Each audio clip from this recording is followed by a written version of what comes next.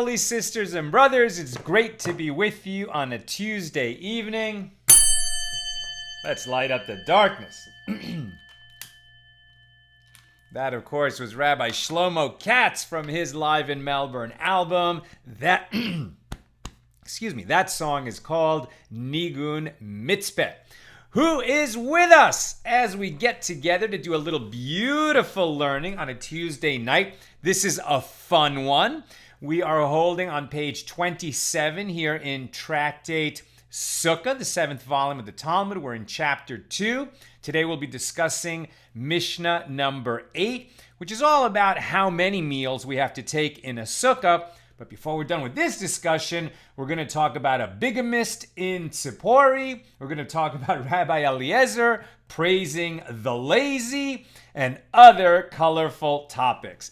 Who is with us tonight? Renee in Indiana, Melissa in Great Neck, Stephen in New Hampshire, Paula in Chicago, Tom in Pennsylvania, Aaron says shalom, James in Indianapolis, Hannah in New York, Gwen in Michigan, Bella says shalom, Aaron says shalom, Sandy says good evening, where my Guy in Dayton, Ohio, Nancy somewhere in Virginia with my dogs, and Stephen in Oklahoma. Over there on the YouTube side, Seraphim is in Pine Grove, California. Aoife is in Ocala, Florida. And Lynn is in North Texas. Welcome, everybody. Let me turn that off.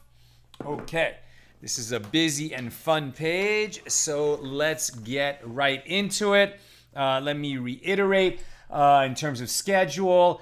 We're having our class tonight. We'll have another class tomorrow night at the regular time, 6 p.m. Pacific. Then I go on the road for 8 days. We'll have no class until the following Friday, probably. There's some family obligations when I get back from my trip. So we'll see. But as of now, we're scheduled to have a class on Friday at noon. Not this week, but next week. While I'm away, I won't be able to do these video broadcasts. You should keep reading the pages of Talmud. I will. And I'll try to publish just some ideas in written form while I'm gone. But when I get back, we'll do a highlights show, as we always do when I'm away for a few days, and we'll cover some of the important stuff during the pages that were covered while I was gone. I will be visiting some family and trying out for Team USA to go to the Maccabiah Games, the Jewish Olympics in Israel next year. Tryouts this summer for the Maccabiah Games next summer. Somebody asked yesterday, I'm trying out for the golf team in the Masters division, over 50 years of age. I actually competed in the Maccabiah Games in 1985 as a rower. And we won a silver and a bronze. We felt we should have had the gold. So it's been somewhat of a lifelong dream to return to Israel and compete again and try to get that gold. But really, my goal here, when I was in Israel in 1985, it was a phenomenal experience, really connected with Israel. But at that time, I was very disconnected from Torah and from Judaism. And I didn't really, make that connection while I was there. And my hope is that while I'm there, if I make the team, I'll be given an opportunity, since I am, a public speaker and I do a lot of public speaking. I hope they'll give me an opportunity to talk to the greater Team USA. I think they're bringing 600-700 athletes.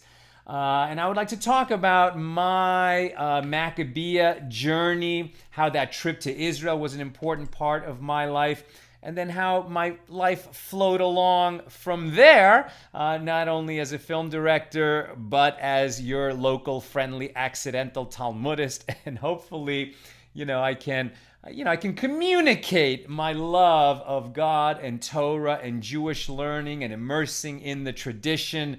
And who knows, perhaps one or maybe more athletes will hear the message while I'm there.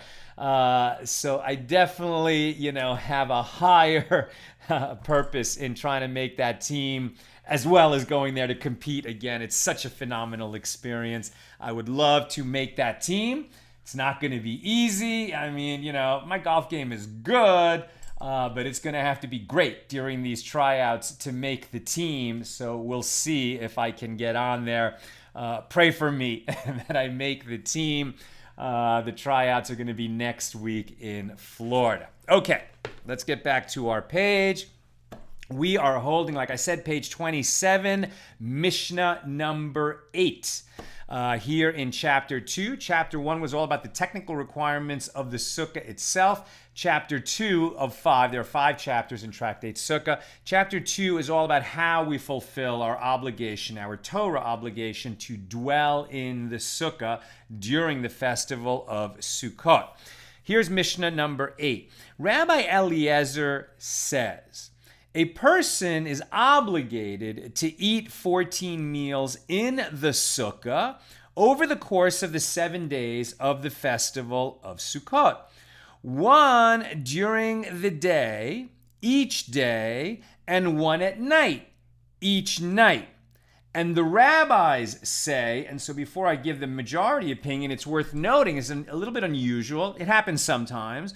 But often we have the majority opinion first and then the minority opinion. Here we have Rabbi Eliezer's opinion, but that turns out to be the minority opinion. The sages who disagree with Rabbi Eliezer were the majority, and their view became the law. And the sages say, and the rabbis say, there is no quota for the number of meals, and one may choose whether or not to eat any of the meals except for the meal on the evening of the first festival day of Sukkot, which one is required to eat in the sukkah. So what Rabbi Eliezer is saying is you have to eat in the sukkah every day of the festival, and you have to be sure to eat at least 1 meal during the day and 1 meal during the night. The rabbis say you're not obligated to have a meal on any particular day. If you're into intermittent fasting, if you're just, taking some time off from eating, you can do that. And if you're just having a little bit of food as fuel in the form of a snack, without a formal meal, without any bread in it, you don't have to eat that in the sukkah. So the rabbis say you don't have to have 14 meals because you don't have to have 14 meals in the sukkah because you're not obligated to have 14 meals during Sukkot. However, the rabbis would agree with Rabbi Eliezer that if you have a meal, right, which includes bread and washing, etc., that meal must be taken in the sukkah. And they would agree that one of those meals is obligated. You must have dinner in the sukkah on the first night of the festival. That is an obligation. And furthermore, Rabbi Eliezer said, one who did not eat a meal on the evening of the first day of the festival, and remember that calendar days in the Hebrew calendar begin at night, right? So the beginning of a day, of a calendar day, of a 24-hour period that's a calendar day, is at sunset, right? When at nightfall. In other words, when the daytime ends, a new day begins. So at the beginning of the first day of the festival, meaning at nighttime on the first night of Sukkot, that's when we begin the festival, and you must have a meal in the sukkah. So Rabbi Eliezer says, one who did not eat a meal on the evening of the first day of the festival, so somehow he neglected to do that, he should compensate with a meal on the evening of the last day of the festival, which is to say the 8th day of assembly, also known as Shmini Atzeret. Now, Shmini Atzeret is its own festival. It occurs on the 8th day of Sukkot, but it is not part of Sukkot, right? It occurs, let's say, on the 8th day after Sukkot began. But Shmini Atzeret is its own festival, its own holiday, and therefore we don't eat in the sukkah on Shmini Atzeret. The meal that you have on Shmini Atzeret, on the night of Shmini Atzeret, is in honor of Shmini Atzeret. It is its own holiday. So how could Rabbi Eliezer say that if you fail to have a meal on the first night of the sukkah in honor of the festival, and the first day of Sukkot is a proper full-fledged festival day, as opposed to the intermediate days when you can do some work You can certainly turn lights on and off and stuff like that. But the first day is like Shabbos, right? You can't do any manner of work. You can cook. It's unlike Shabbos in that way, but otherwise no other kinds of work can be done. So how is it that Rabbi Eliezer is saying that if you fail to have that obligatory dinner in the sukkah on the first night of Sukkot, that you're somehow going to make up for that by having a festival dinner on the night of the 8th day of the festival, which is not Sukkot at all. It's another festival, and we don't eat that in the sukkah. Why is he saying that? We're going to be discussing that.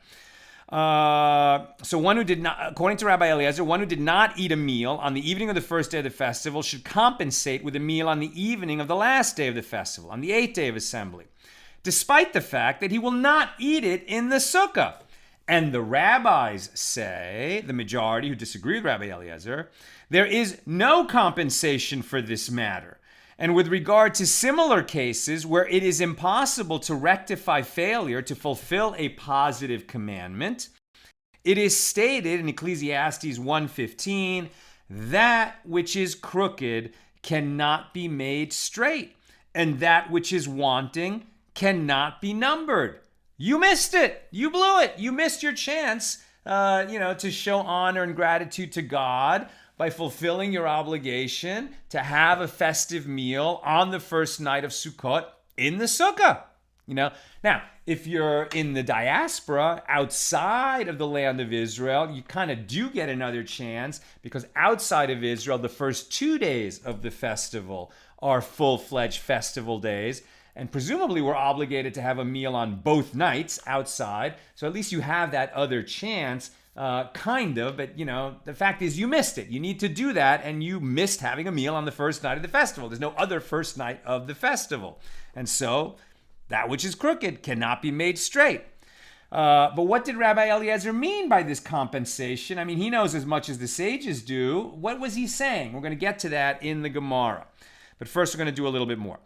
So the Gemara says, that was the Mishna. Now we're in the Gemara. So the Gemara is not going to start with this question of the compensatory meal. There's other issues to deal with first. The Gemara asks, what is the rationale for the opinion of Rabbi Eliezer, who mandates eating 14 meals in the sukkah? Now, this is the minority opinion. It did not become the law. But what was his reasoning for saying you have to have 14 meals in the sukkah?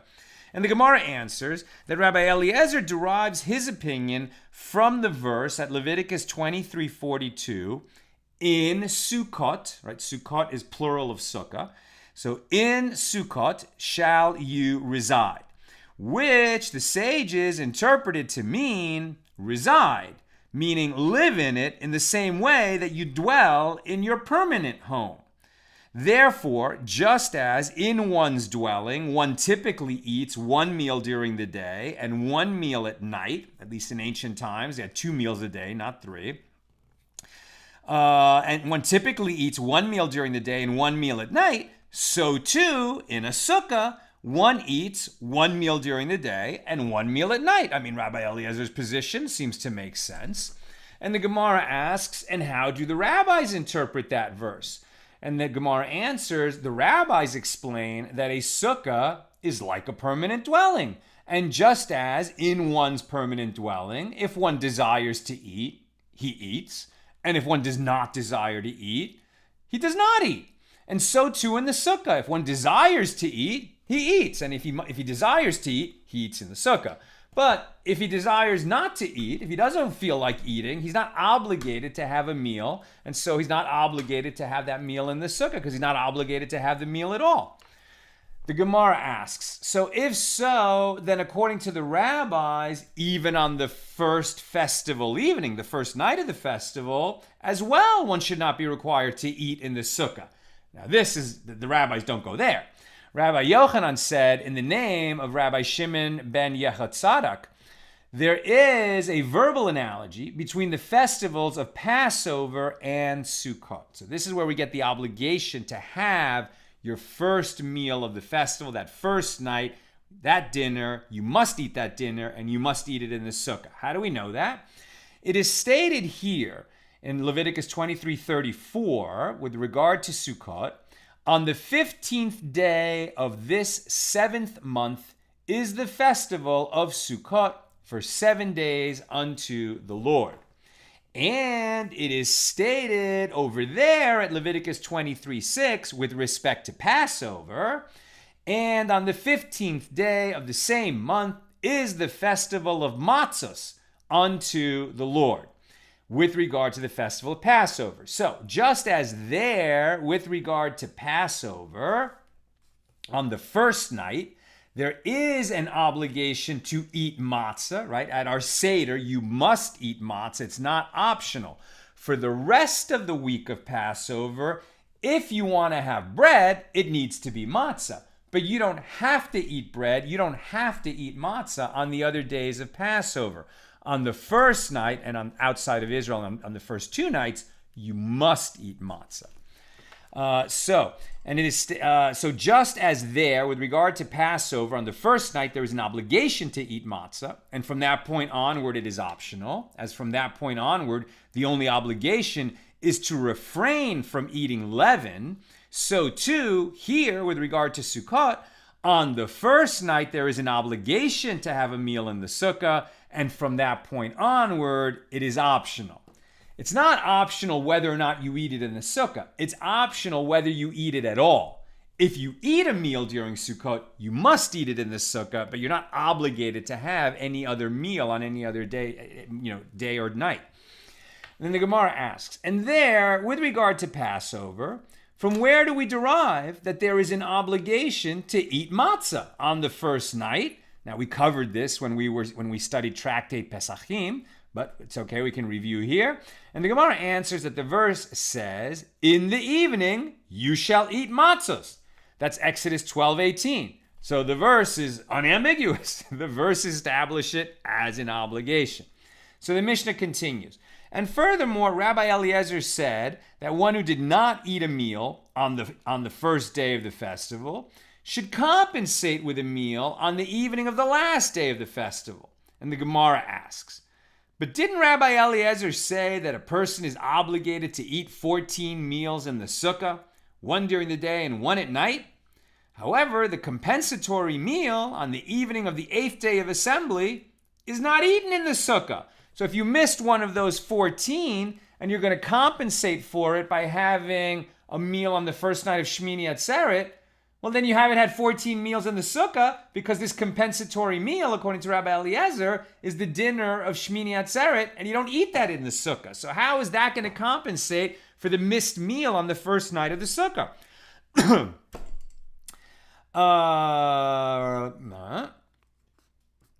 So Beira said that Rabbi Ami said Rabbi Eliezer retracted his previous statement, and he agrees with the rabbis that there is no quota for the number of meals that one must eat in the sukkah.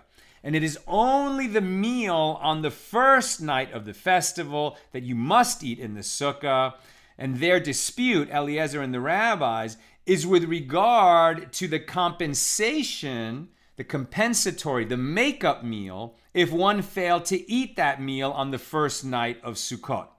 And the Gemara asks, with what will he compensate for his failure to eat the festival meal? If we say that he compensates with bread, well, he is thereby eating the festive meal of Shmini Atzeret, of the 8th day of assembly. So how is it obvious that it is compensation for a different meal? Rather, what is the meaning of he should compensate? It means that he should compensate by adding types of delicacies. And that is taught in a Baraisa as well. If he compensated by adding types of delicacies, he fulfilled his obligation. So Rabbi Eliezer, who comes off in our Mishnah as being more stringent than the rabbis and saying you have to have 14 meals in the sukkah, and the rabbis say, look, every meal other than the first meal is optional. You don't have to have 14 meals. And they seem a little bit more lenient.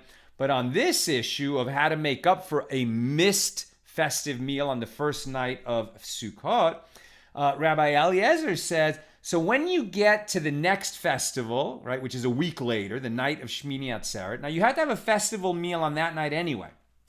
But if you add to that meal, if you make it more special than you would have made it otherwise, then that is going to satisfy your obligation vis-a-vis that festival meal that you missed. Whereas the rabbis who disagree with him say, no, you missed it. You missed the first night festival meal. No matter how nice you make that festival meal for Shmini Atzeret on the 8th day after Sukkot began, you missed it. That doesn't make up for that missed festival meal. New story, also with regard to Rabbi Eliezer. So King Agrippas had a steward who came to Rabbi Eliezer with a halachic question, a Jewish legal question. Now, who was this King Agrippas?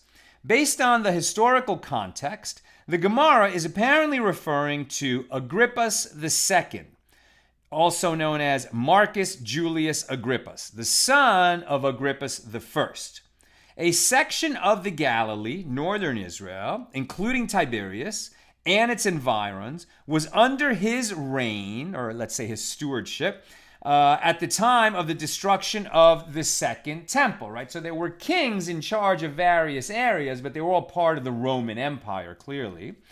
So the section of the Galilee, including the city of Tiberias and its surroundings, was under his reign at the time of the destruction of the Second Temple and thereafter. Since his realm was to the north and he was not popular among the Jews, he apparently appointed a Jewish steward to serve in his place as the governor of the Galilee. So he had control over a big area.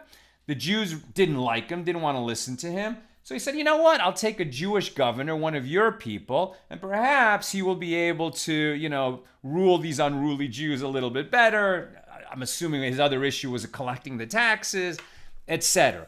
At any rate, this I don't know where what his nationality was. Was he Roman or not? Probably he's just subject to Rome, maybe something else. I bet Bill will know. Bill is our historian.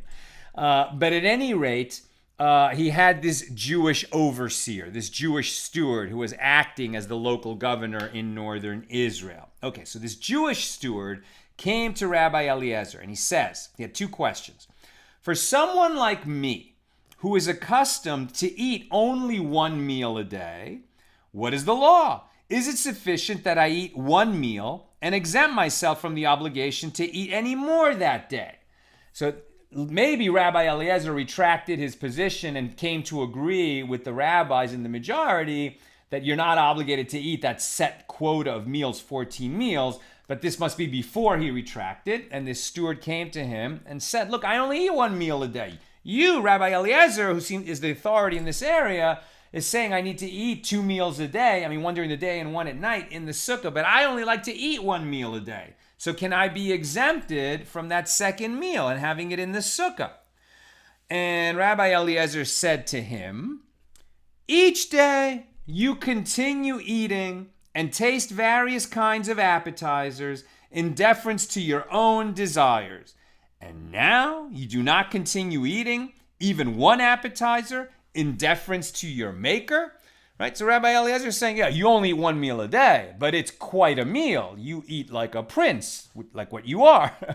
And, it's a huge spread, lavish. You have one dish after another, and you sit there eating and eating and eating and eating and picking out. And it's nice that you then engage in intermittent fasting to try to digest that huge meal, not eat until the next day.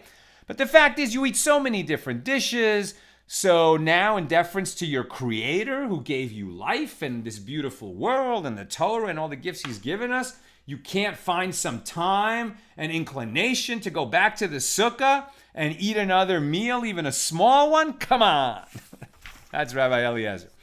And the steward further asked Rabbi Eliezer a second question. For someone like me, who has 2 wives, one in Tiberias and one in Sippori, and has 2 sukkahs, one in Tiberias and one in Sippori, what is the law? Can I depart from one sukkah to another sukkah and exempt myself from the obligation? In other words, is it permitted to fulfill the mitzvah in one sukkah for part of Sukkot and in another for the rest of the festival? And Rabbi Eliezer said to him, no. As I say that anyone who departs from one sukkah to another sukkah has negated the mitzvah of the first. And the obligation is to reside in the same sukkah for all 7 days. This is the opinion of Rabbi Eliezer. It is a minority opinion. It is not the law. But he was the authority at that time in that region. That's what he told the steward of King Agrippa's. And it is taught in a baraisa that Rabbi Eliezer says, one may not depart from one sukkah to another sukkah. He must reside in the same sukkah for the entire festival. And one may not establish a sukkah during the intermediate days of the festival if he failed to do so before the festival, right? You should build your sukkah or establish your sukkah before Sukkot begins. Once Sukkot has started, certainly on the first day of the festival, that's like Shabbos, you can't build a sukkah. Then you get to the intermediate days of the festival. The rabbis, the majority, allow you to build your sukkah during the intermediate days of the festival if you haven't built it already. Rabbi Eliezer would prohibit that. And the rabbis say one may depart from one sukkah to another sukkah, and one may establish a sukkah on the intermediate days of the festival. And they all, even Rabbi Eliezer, agree that if a sukkah that one constructed before the festival collapsed during the festival, then he may rebuild it during the intermediate days of the festival. And this is good news for us, right? Because it's very common to go from one sukkah to another. Sometimes we have a meal in our house. Another day we're invited to some friends and we have a meal in their house, and that's perfectly okay. Sometimes people travel during the intermediate days and they do their dwelling in one sukkah in one city, and then they dwell in another sukkah in another city, and that is perfectly okay. Now, why was Rabbi Eliezer saying don't do that? Because he takes it kind of literally, where the Torah says, you shall dwell in your sukkah. In the same way that you're not changing houses all the time, you should dwell in the one sukkah for the whole festival. The Gemara asks, what is the rationale for the opinion of Rabbi Eliezer that it is prohibited to move from one sukkah to another during the festival? And the Gemara explains, it is as the verse says, you shall prepare for yourself the festival of Sukkot for 7 days. And this is interpreted to mean establish a sukkah that is suitable for 7 days. This is also where we got the law that it needs to be able to stand for 7 days, and it should stand up to a typical wind by land. It doesn't need to stand up to a typical wind by sea, which is a much stronger wind. It is considered a sukkah suitable for the mitzvah only if it is established for 7 days. And the Gemara asks, and how do the rabbis interpret this verse? And the Gemara answers, in their opinion, this is what the merciful one is saying. If one did not establish a sukkah on the eve of the festival, he should establish a sukkah during the festival. The obligation to establish a sukkah is in effect all 7 days of the festival. So if you didn't already build one, you should build it during the intermediate days. Rabbi Eliezer disagrees with them because if you build a sukkah during the intermediate days, so by definition, you've built a sukkah that's only intended to fulfill your obligation for less than the whole week. You built it a few days into the festival, so you're intending to only use it for 3, 4, 5 days, not the full 7. It is taught in the baraisa, and they agree, Rabbi Eliezer and the rabbis, they agree that if a sukkah that one constructed before the festival collapsed, he may rebuild it during the intermediate days of the festival. And the Gemara asks, well, that is obvious. Why would it be prohibited? And the Gemara answers, well, lest you say that according to Rabbi Eliezer, this rebuilt sukkah is considered a different one than the original sukkah, and it is not a sukkah established for 7 days. Therefore, the Baraisa teaches us that Rabbi Eliezer agrees that it is considered to be the same sukkah as the original sukkah. According to the rabbis, they don't even need that because they allow building a sukkah during the intermediate days, even in the first place. Though it's better, of course, to build it before the holiday starts. It is taught in another baraisa that Rabbi Eliezer says, Just as a person does not fulfill his obligation on the first day of the festival with the lulav of another. So here we also have a commandment at Sukkot that we will take for yourself the 4 species, right? A palm branch, a palm leaf, and then branches of myrtle and willow, along with an esrog, which is called, I guess in English, a citron. Looks like a lemon, but it's not a lemon. And you take those 4 species and you wave them, right? You wave them. You actually do that all the days of Sukkot except Shabbos.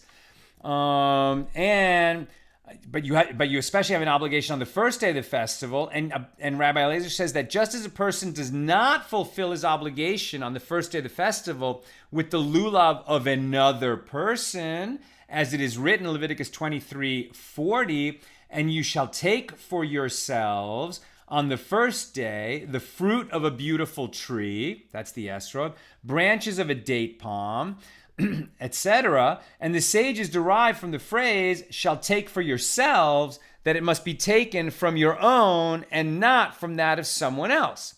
Well, so too, according to Rabbi Eliezer, a person does not fulfill his obligation with the sukkah of another. Now, this is not distinguishing between members of a household. It's not like every member of a household needs his own sukkah. Of course, members of a household would share a sukkah, even according to Rabbi Eliezer.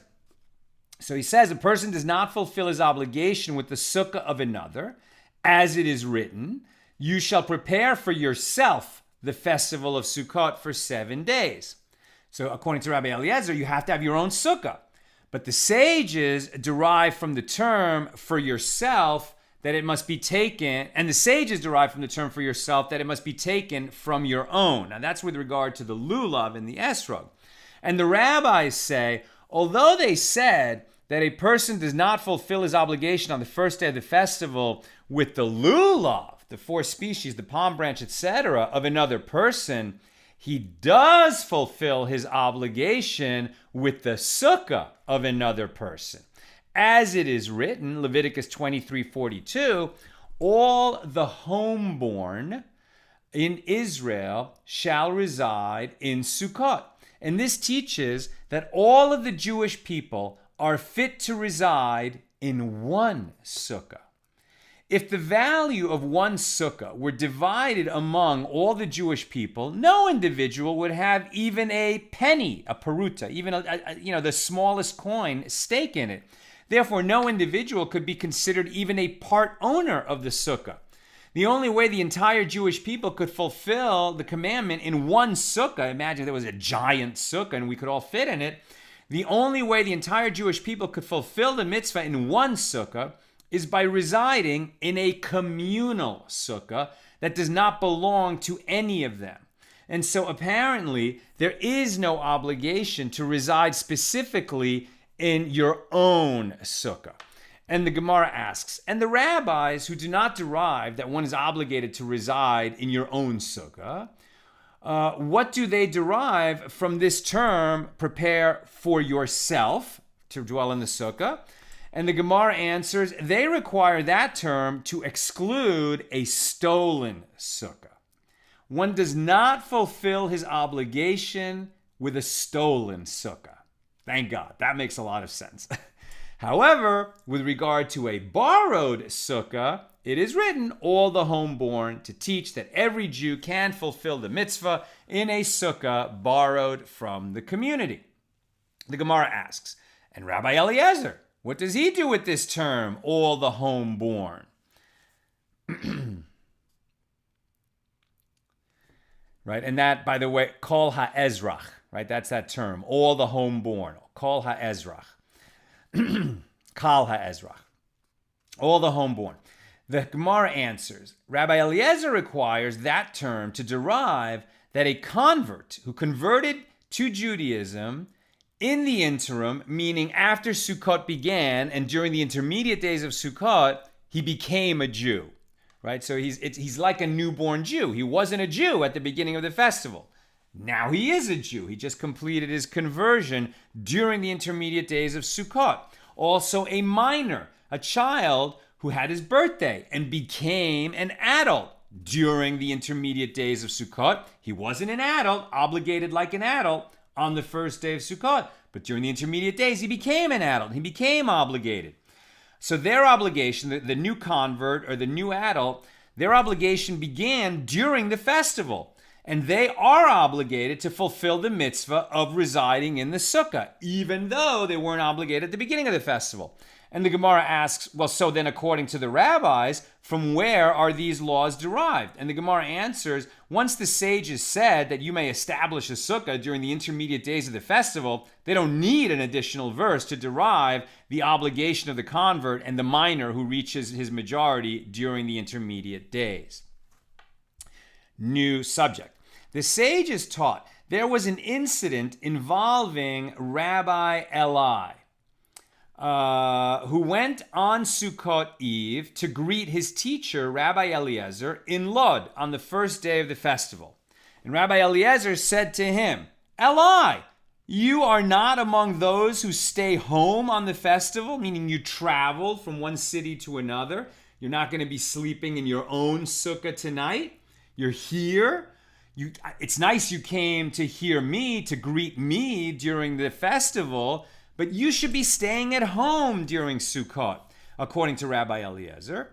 So you are not among those who stay home on the festival, and therefore you have not fulfilled the mitzvah of the festival. As Rabbi Eliezer would say, I praise the lazy, who, although they act no differently than they do the entire year, during Sukkot they are praiseworthy because they do not leave their houses on the festival. As it is written, you shall rejoice, you and your household. Deuteronomy 14:26. And the term, your household, is interpreted as referring to one's wife.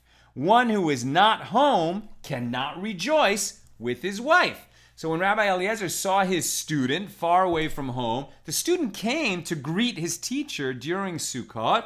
But Rabbi Eliezer said, you shouldn't have done that. You should stay home with your wife. Normally, the people who don't go out, who don't travel, he's calling them the lazy. It's not really praiseworthy the rest of the year. You should certainly travel, especially to learn Torah. But on Sukkot, staying home is good. That's according to Rabbi Eliezer. Remember that the sages say you can dwell in any sukkah, you can go on the road, so you don't have to stay home. The Gemara asks, is that so? Didn't Rabbi Yitzhak say, from where is it derived that one is obligated to greet his teacher on the festival? Right? That's what Eli was doing. He was fulfilling his obligation to go greet his teacher during the festival, his teacher, Rabbi Eliezer. It is, and I'm almost done, by the way, so if you've got questions or comments, get them in so I can give you more warning. So didn't Rabbi Yitzhak say, from where is it derived that one is obligated to greet his teacher on the festival? It is, as it is stated, that the husband of the Shunammite woman asked his wife, why are you going to him today? It is neither the new moon nor Shabbos. That's 2nd book of Kings 4:23. Going to see the prophet in that case. And this proves by inference that on the new moon and on Shabbos, a person is obligated to greet his teacher. The new moon meaning Rosh Chodesh, the little festival that we have at the beginning of every month, and of course Shabbos. And the Gemara answers, well, that this is not difficult. The statement of Rabbi Yitzhak, that one is obligated to go and greet his teacher, is referring to a case where he goes and he returns on the same day and he can rejoice with his wife that night. And this statement of Rabbi Eliezer, that one should stay home, is referring to a case where he goes and does not return on the same day, and therefore he cannot rejoice with his wife that night. So what is the law with regard to greeting your teacher on the festival? One is obligated to greet his teacher on the festival in accordance with the opinion of Rabbi Yitzhak. Some hold that this obligation was applicable only during the temple period, although others questioned that ruling. So there you go. If you're not sure whether you need to go on the road and greet your teacher during the festival, ask your teacher. That's what I've got today. Let's see if there are any questions or comments I can answer or attempt to answer for you, my pals. Okay. Renee. May you win a spot on the team. No better ambassador for us in the diaspora than our pal Sal. Thank you so much, Renee. Amen. May I win a spot on that team. Sharon, if there is no sukkah at one's place of employment and you have lunch at work, how does one address the obligation?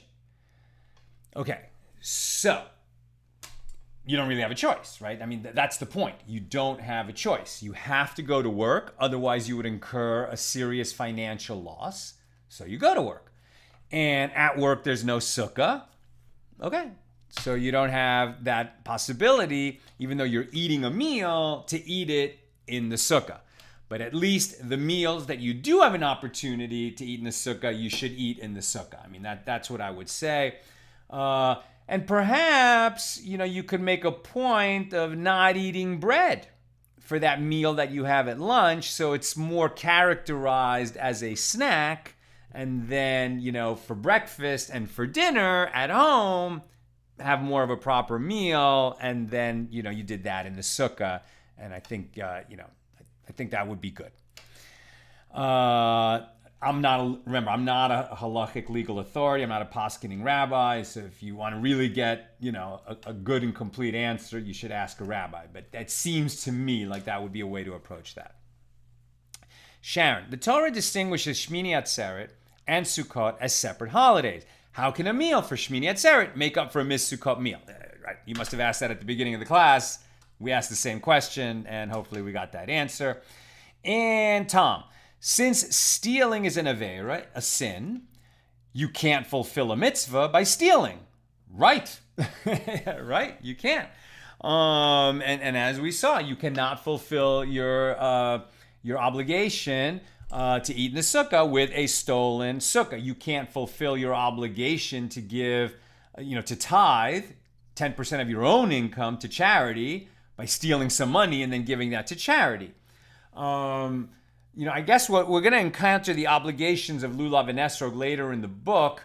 I seem to recall that you also can't fulfill your obligation in lulav and esrog with a stolen lulav and esrog.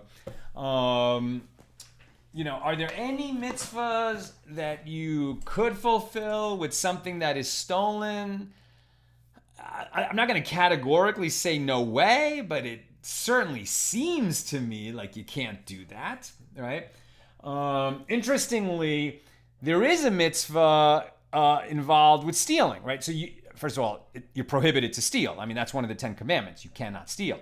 If you do steal, then the Torah has certain, compensatory mitzvahs that you do. When you steal something, you have to return what you stole and add to the principal. When you steal an animal, you have to add a lot. When you steal money, I think you just have to add a fifth. There's a whole body of law, and we're going to get into that. It's very interesting once we get the halfway through our journey in Bava Kama, Bava Metzia, Bava Basra, the sort of middle volumes of the Talmudic journey. We're going to talk a lot about theft and how you make up for theft. It's very interesting. So I don't want to give a categorical, there's no mitzvah that you can do with, stolen articles of the mitzvah. Like if you steal a mezuzah and put it on your house, have you now, fulfilled the obligation to put a mezuzah on your house? I gotta imagine no. But I'm not sure. So we will, stay tuned on that question. Okay, that's what I've got for us today. As I mentioned before, tomorrow night we have class at the regular time. And I think it's going to be a short class, even though it's the last class before I leave, because I just got an email today that a person in our community, a friend of ours, had a death in the family. And so there's going to be a Shiva Minyan at their house, and I'd like to attend. I got to get there by 7, and I got to wrap up the class and get there. So I'm going to try to make tomorrow night's show a little bit short. And then I go on the road to Florida to visit my family and to try out for the Team USA for the Maccabiah games. So then there won't be class most likely until Friday. I think, is that Friday the 13th? Not that that's bad luck, we don't really have that. 13 is a lucky number in Judaism. But yeah, so Friday the 13th is probably when we'll resume class. unless the family obligations that I have upon my return to LA preclude it. But most likely we'll have a class on Friday the 13th. So class tomorrow, and then about 8 days off. Read on your own. I'll publish a few ideas from those pages while I'm gone, just in writing on Accidental Talmudists and Facebook. And I'll do a highlight show when I get back. Have a beautiful evening.